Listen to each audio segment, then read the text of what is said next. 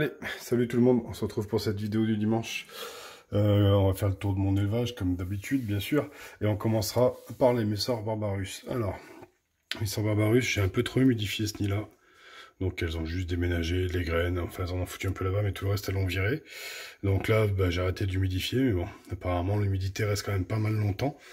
On va les laisser sécher et réinvestir le nid tranquillement. Dans mon nid principal, même principe. Alors je pense que c'est parce qu'on est en intersaison.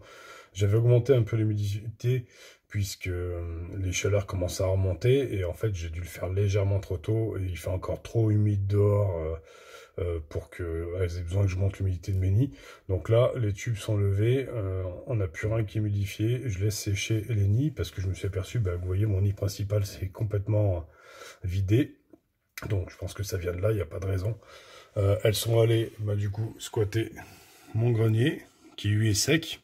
Donc d'où mon idée de recherche de moins d'humidité.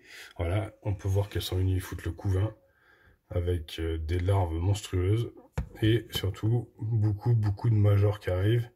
Bon ça c'est certainement suite à la sortie de diapose où elles ont eu le droit à énormément de protéines pendant un petit temps pour les aider à redémarrer. Et je m'aperçois que bah, j'ai une grosse flopée de majors qui arrivent. Beaucoup de grosses larves. Il y a aussi un peu du média. Il y a encore un petit peu ici du couvain un peu plus léger. Alors, attendez, je regarde en même temps. Ouais, il y en a ici, je sais pas si je vais réussir à le filmer. Voilà, sous ce tas de fourmis là. Ça c'est tout du couvain. Donc on a pas mal de couvain chez les Messor Barbarus. Ma reine a repris la ponte qu'elle avait arrêtée la semaine dernière. Je vous ai pas montré, mais elles étaient. Alors, tout à l'heure, hier elles étaient là. Ouais, elles les ont redéplacées. Donc en haut dans la petite case là, il y avait quelques grappes d'œufs. Je sais pas où sont les foutre. Ouais, elles aiment pas bien qu'on les dérange, donc voilà. J'ai testé, suite à un conseil de Myrmeco Hans, de mettre une pâte. Alors cette pâte-là, elle y est depuis hier en fait. Je l'ai jetée hier midi et les pauvres Messor, elles galèrent, elles n'arrivent pas à la couper. Donc elle est vraiment dure. Je pense qu'au bout de 24 heures, je vais leur faire des petits morceaux parce que ça devient... ça devient tellement naze qu'elles en ont laissé tomber la pâte, elles y vont plus dessus. Et puis comme je voulais en mettre plusieurs, j'en avais mis une ici. Et là, elle s'y intéresse encore un peu. Mais bon, on arrive à voir que même les majors, ils n'ont pas réussi à attaquer la pâte crue. Donc c'était un test. Mais ça n'a pas forcément eu le résultat que je m'attendais. Je pensais que les majors qui arrivent à casser des graines pourraient casser les pattes. Mais non, ça ne fonctionne pas. Alors, toujours un peu d'activité dans le cerf de chasse. Voilà, c'est pour une série de cailloux. Il fait vraiment bon, là il doit faire 23 dans la chambre. Donc du coup, elles sont beaucoup plus actives. On va regarder vite fait les dépotoirs. Ici on a quelques cadavres comme d'hab. Ici on a que des graines. J'ai pas regardé dans celui-là ce qu'il y avait. Que des restes de graines. D'ailleurs elles sont en train de le nettoyer. Elles mettent de moins en moins de déchets ici depuis que j'ai mis ce petit raccord. Enfin bon, tout se passe bien chez les Barbarus. Hein. Je m'affole pas. Juste ce nid qui est totalement vide, mais bon, ça reviendra. Je les connais, on va sécher. On va passer, bah tiens, chez les Japonicus. Donc chez les Japonicus, on a toujours le même setup. Donc on est toujours en train de les chauffer. Voilà, sauf que on a, oula, si je leur fais peur, on a pas mal de développement. Elles sont quasiment une vingtaine. J'ai encore pas mal de couvains, pas mal de de cocons, des trucs. Des nymphes qui vont pas tarder à arriver, enfin non, des ouvrières du coup, parce que du cocon elles passeront à l'ouvrière qui vont pas tarder à arriver. Par contre j'ai de nouveau cette espèce de tache de flaque de saleté là au fond du tube qui fait qu'elles y vont plus, elles s'arrêtent là. Donc on voit très bien que ben, le tube commence à être un peu petit puisqu'elles sont nombreuses et qu'en plus elles l'utilisent plus en plein. Vous voyez, il y a 3 cm de tube qu'elles n'utilisent plus, ou c'est une flaque de déchets je pense. Donc voilà, je suis en train de leur faire un nid en béton cellulaire, il est en train de sécher. Il sera pas sec avant quelques jours. J'ai fait la pose de la vitre ce matin. Donc je vais attendre un jour pour le silicone. Donc sur la prochaine vidéo, elles seront dans leur nouveau nid. Donc voilà, tout se passe bien chez Japonicus. Voilà, elles mangent toujours autant. Donc elles sont maintenues un peu moins chaudes. Elles sont maintenues à 27,5. J'ai légèrement baissé la température. Tout simplement parce que vous allez voir avec l'écran Tatuche à qui j'ai changé le setup. Je suis un petit peu embêté pour la chauffe, ayant 4 tapis chauffants, donc je suis obligé d'alterner entre les deux espèces. Donc du coup, bah maintenant qu'on le sait, on va passer voir l'écran de Tatus. Je vous fais un peu de suspense, vous avez vu. Il y en avait une qui courait là, il y a 2 secondes. Ah bah elle est là. Hop, les ouvrières dehors qui se baladent. Voilà, petit dépotoir là-bas. Elles ont mangé du sucre roux. Et maintenant, on est parti voir leur nouveau nid. Donc petit nid en béton cellulaire que j'ai coulé moi-même. Alors j'avais commencé à le blinder, mais le produit que j'utilisais pour le blindage, c'était pas ça. Quand j'ai rincé le nid, ben, j'ai réussi à enlever le blindage à la main, donc il ne devait pas être super efficace. Et j'ai décidé que ben, mes nids pour mes campos seront pas forcément blindés. C'est une espèce d'iforeuse, mais chez qui on n'a pas retrouvé vraiment de forage dans les élevages. Alors il y a une légère couche de blindage à l'intérieur. Celui des Japonicus sera entièrement brut. J'aurais blindé que l'extérieur. Donc on voit le silicone ici, c'est un acrylique qui est pas toxique. Alors pas toxique, certains diront tous les silicones sont toxiques, mais déjà d'une, il n'est pas en contact avec les fourmis, et celui-là, il est à base d'eau. Il n'est pas à base, c'est pas un silicone comme on utilise d'habitude. Voilà, j'ai installé le nid, elles sont venues installer leur couvain. Donc, alors, est-ce que je vais réussir à en aller? Donc voilà. Bon là on a une profondeur de salle qui est de 2 cm, donc la gine elle n'a plus de problème pour se déplacer. Avec la vitre dessus, on voit vraiment sa belle couleur, on voit vraiment la couleur de son gaz qui est pas comme d'habitude. Dans le tube on la voyait pas. Hop, on va essayer de reculer un peu. Donc elles sont toujours 10, mais voilà, il y a pas mal de cocons qui vont arriver. Là, il y en a encore ici. Voilà, ici on a du couvain. Alors ici c'est censé être la zone la plus humide. J'ai pas encore bien testé l'humidité du nid. Bon, sur les Cantadus c'est moins grave, je sais que je vais pouvoir m'adapter facilement. Sur les Japonicus ce sera peut-être un peu plus dur, il faudra voir. Alors juste qu'il faudra que je trouve un éclairage pour qu'on puisse les voir correctement. Donc voilà, ça fait un nid un peu grand pour ce qu'elles sont, mais elles avaient un tube de 15 et ça me plaisait pas. Donc elles prendront le temps de découvrir leur nid. Excusez-moi, je suis un peu enrhumé, donc du coup j'ai du mal à respirer ce matin. Voilà, on voit la reine qui se balade. Donc là, elle doit être totalement terrorisée. Elle va faire un petit tour dans la DC. Donc je vais la laisser tranquille. C'est quand même pas normal qu'elle sorte. Non, elle n'est pas sortie, elle est là. Donc voilà, elle se cache. Donc je vais pas trop l'embêter. Ça fait que 2 jours qu'elles sont dans ce nid. Je vais les laisser au calme, surtout que je les avais pas regardées.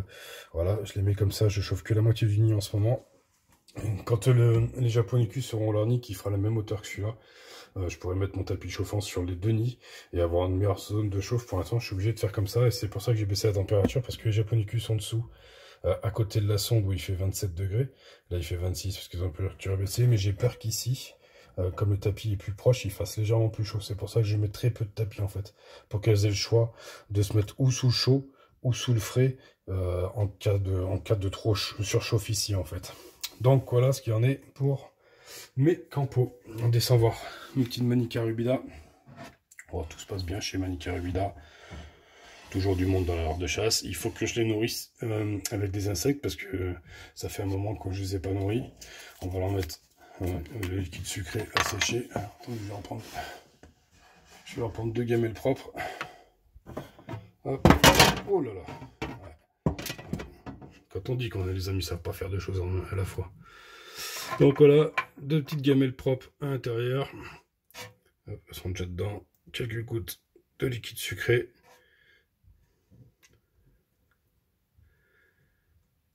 Hop. Ouais, Johnny qui est en train de faire de la natation. Ils sont tout excités. Je vais enlever les gamelles. Ah, bah forcément, au moment où j'ai enlevé les gamelles sales, elles s'y mettent dedans. Hop. On va les laver. Donc voilà, petit moment tranquille chez les Manica. Vous voyez, elles n'ont pas spécialement faim. Bon, elles sont nourries tous les jours, hein, donc elles se jettent pas forcément en permanence sur la nourriture. Donc voilà, on va aller jeter un petit coup d'œil. Je vais refermer la DC, ça m'évitera d'en trouver dans mon lit. On va aller jeter un petit coup d'œil au couvain, et là voilà quoi, c'est impressionnant. Alors attendez, j'essaie d'avoir une mise au point, je sais pas pourquoi j'arrive pas à la voir. Voilà. Alors j'ai remouillé les tubes, on voit bien, ils sont extrêmement humides. Ouais, que dire du couvain quoi, c'est impressionnant, c'est de pire en pire, il y en a de plus en plus. Je sais pas quand elle va s'arrêter, mais en tout cas c'est impressionnant. Ici on a des, j'essaie de vous faire la mise au point, on a des nymphes qui vont pas tarder à arriver à maturité, hein, on voit bien la couleur. Donc les grosses nymphes que j'ai eu, on avait la semaine dernière, elles sont restées au stade de grosses nymphes, elles sont un peu plus grosses, mais c'est des ouvrières totalement normales. Alors du coup j'ai des petites ouvrières qui laissent et des plus grosses. Allez savoir pourquoi. Peut-être un jour où j'ai donné plus de protéines. Ici on a pas mal de grosses larves toutes blanches. On a encore pas mal de nymphes là-bas au fond. Ici on a des larves qui sont bien nourries. Alors c'est marrant, je sais pas pourquoi j'en ai des blanches comme ça. Et pourquoi j'en ai des noires comme ça. Ça je sais absolument pas. Sachant que celles-là, je sais pas pourquoi elles font ça. Et puis comme on a très peu de renseignements sur l'espèce, c'est compliqué. Enfin, joli couvain. Elle est où ma mère? Attendez, je regarde par-dessus le téléphone. Où est-ce qu'elle est passée la Gine? Alors attendez, je regarde en bas dans les tuyaux. Où est-ce qu'elle est passée ma Gine? Là-bas, il y a encore du monde. Et bah alors, elle est où ma mère? Attendez, je vais la chercher. Je sais pas si ce que vous verrez pendant le temps que je la cherche, mais bon, la Gine a disparu. Je pourrais aller. On verra bien. Enfin, de toute façon, vu la quantité de couvain, elle est là, c'est sûr. Mais dans quel tube? Ah bah elle est juste là. Juste là. Là dans le fond du tube. Attendez. Excusez-moi, je tremble, mais je tiens le téléphone qu'à une main, donc. Elle est passée par là, je l'ai vue. Ça c'est les ouvrières. Bah alors, elle est où imagine? Ah là-bas. Vous voyez? La coquine. Elle me fait peur. Elle se déplace. Bon, je suis en train de les déranger, je vais les laisser. Puis ça fait déjà 11 minutes. Il nous reste encore. Ah, j'ai fait tomber quelque chose. Il nous reste encore. Pardon. Mes sorstructors à voir.